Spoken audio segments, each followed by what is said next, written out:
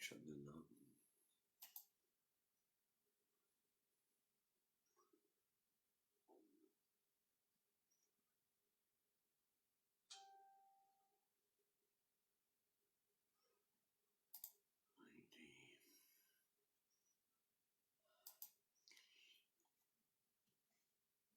Morning, folks.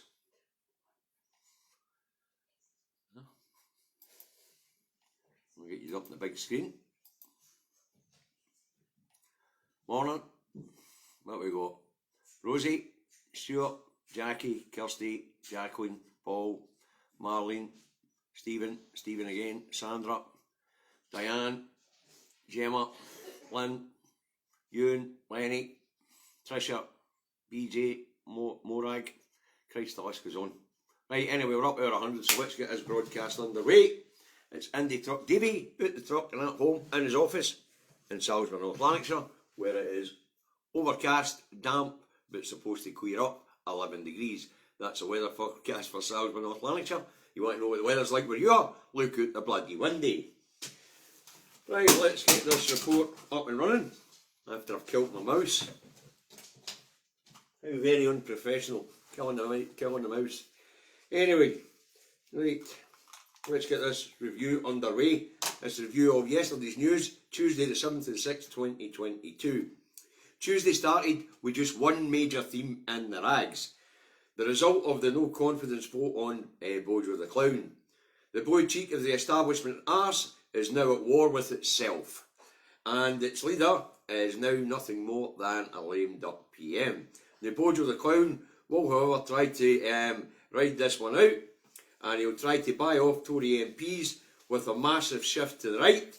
Bojo's expected to get back onto familiar ground and throw red meat to the Tory MPs with a bonfire of EU regulations, passing a bill to break the international treaty he negotiated and signed 2 years ago, and breaking international law by bypassing the Northern Ireland protocols, right? He's also expected to speed up the scrapping of the Human Rights Act. So let's break that down a wee bit, shall we?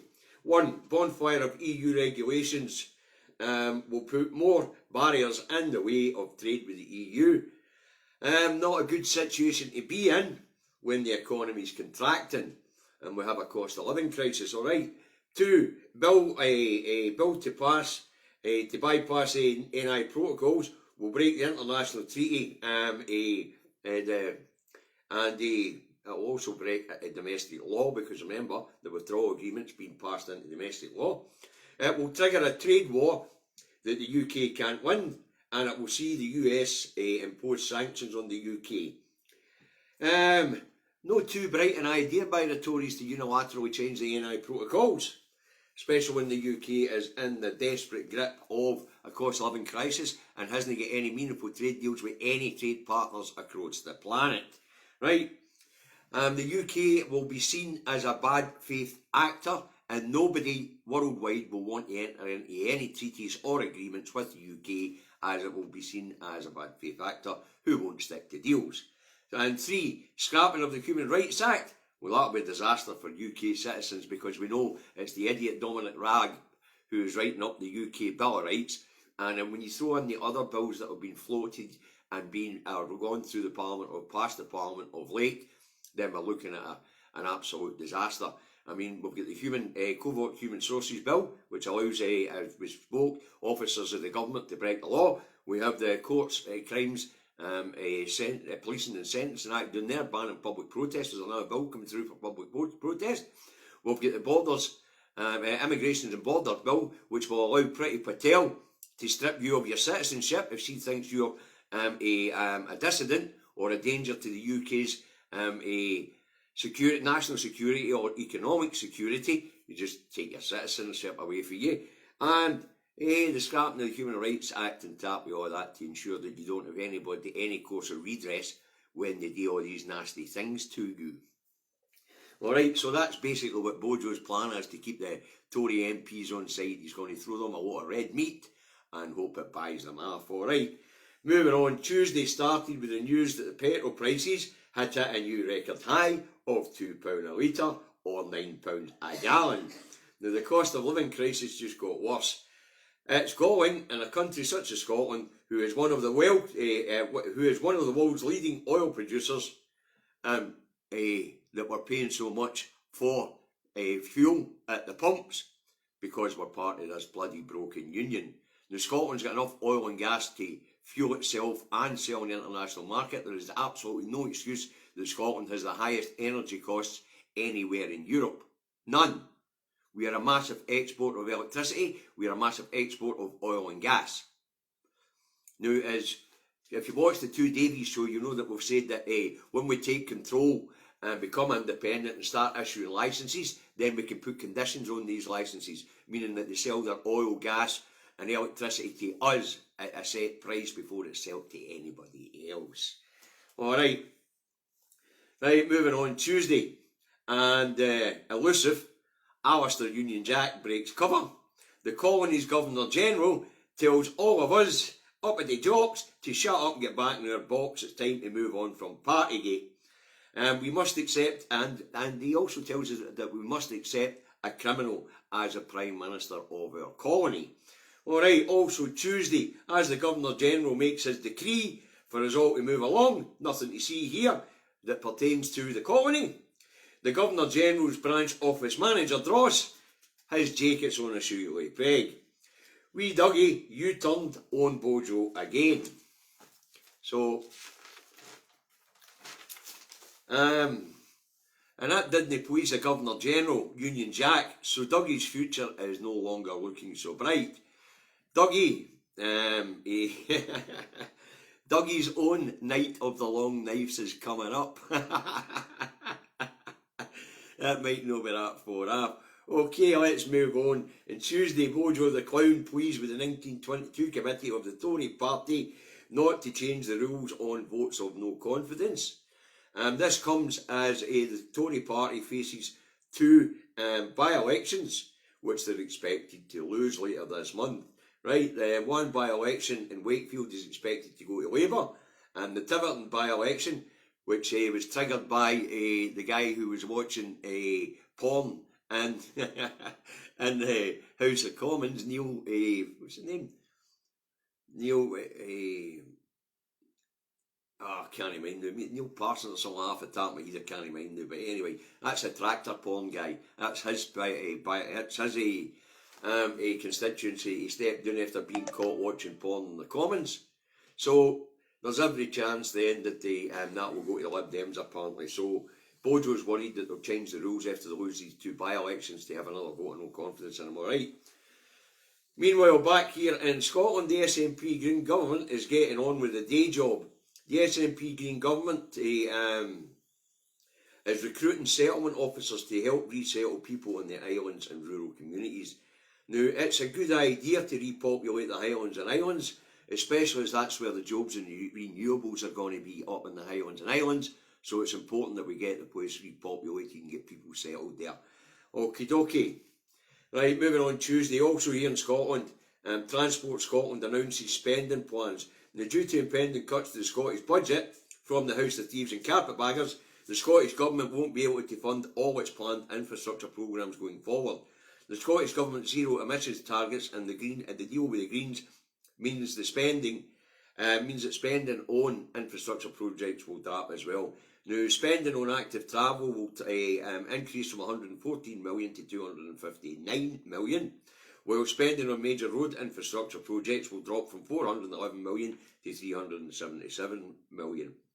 So projects will be delayed or cancelled, and this is all due to the impending cuts in Scotland's budget. But it's also due to the deal with the Greens, where active travel is to become promoted to get us all walking, cycling and getting to work by other means. But there's still major road projects need done. The 75, the 77, the A96 it's underway. The A9 still to be completed. So there's major projects that are still on the books and still need to be done. But funding for Westminster is going to be cut. The Scottish budget is going to be squeezed, as we know, by 5.2% this year, and going forward it will be reduced by 2% a year until 2026-2027. Alright, moving on. Tuesday, and the Scottish Government publishes details of the legal advice on Indytruck 2. The advice tells the Scottish Government to go ahead and legislate for Indytruck 2. It does not deal with the question about whether the Scottish Parliament can hold Indytruck 2 without Westminster permission. And there's a reason for that, because it's a non-question. We've known that. And so does, we know that, and so does Westminster. We don't need anybody's permission to ask ourselves a question. Nobody's. And we certainly don't need Westminster's permission to ask ourselves a question just because we're in a bloody union. It's a treaty. Nobody can be held within a treaty without against its will. So the reason why there's no mention of whether the Scottish Parliament has the legal right to hold that referendum and the legal advice given to the Scottish Government is because it's a non-question. Who the hell in the world can stop us from asking ourselves a question? Wow. Anyway, it's a bit like if Sarah and I were going to get divorced. I wouldn't be asking her permission. I'd be lodging papers and moving on with my life. How she takes it's up to her. How Westminster takes it's up to them. But we're just going to, well, bloody go ahead anyway, alright? I'm not giving you a divorce. I'm here to make your life miserable, Dragon. Right, okay, moving on Tuesday, and down that road in the House of Thieves and Carpetbaggers, Labour call a debate on standards in public life. Once again, Commons time is wasted discussing Bojo the Clown and his administration's lack of standards in public life. Marion Fairlow's SNP MP for Wicklow and Motherwell, and Amy Callaghan, SNP MPs for Western Barton, are both reprimanded by the Deputy Speaker for calling Bojo a liar. Both had to withdraw the word liar as requested. Anywho, they replaced it with other words that said just the same bloody thing. Anywho, the long and the short of it was, there was a vote on the motion on improving standards in public life, but it doesn't matter. Although the motion was passed, it doesn't matter. It was no binding on the government. It was just a Labour Day motion. None of it's binding on the government, alright? So let's move on, because time's kicking on. Moving on Tuesday, Irish Prime Minister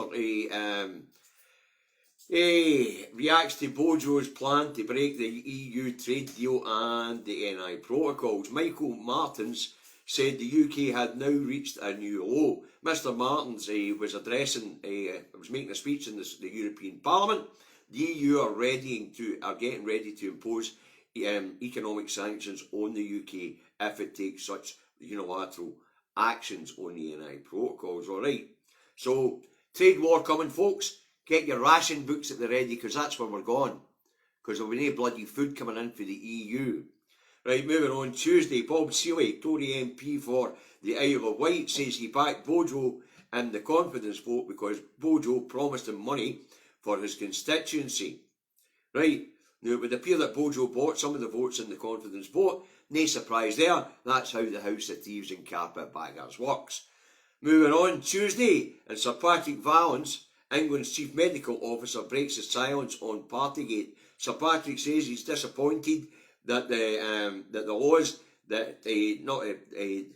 laws were flouted by Number 10.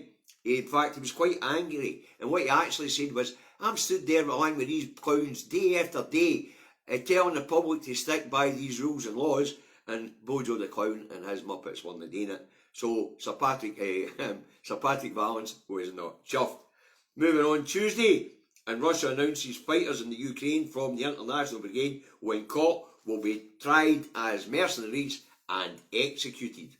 Also, on the Ukraine, the UK send long-range sea defence missiles to help Ukraine secure its sea borders. I thought Russia had already taken the sea borders. Anyway, the Guardian also reports that Zelensky was pleased that Bojo survived the vote of no confidence. That's not going to last very long, but is it? Also Tuesday, more travel chaos at airports as more flights are cancelled due to staff shortages. It won't be a problem soon, the way things are going, because people just won't have the money to travel. And aviation fuel costs are going through the bloody roof as well.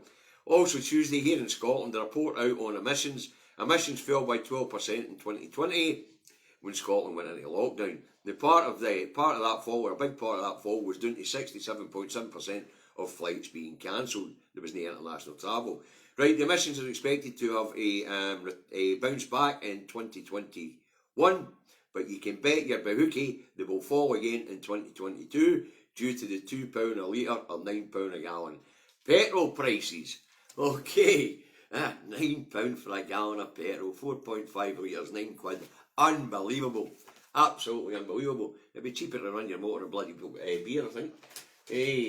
Right, that's what I've got for you. That's the stories I picked out. So let's move on and see what the rags have got to say this morning, This morning, let's see what the rags have got to say. Scotland's papers, fuel prices soared to £2 per litre and rail shutdown.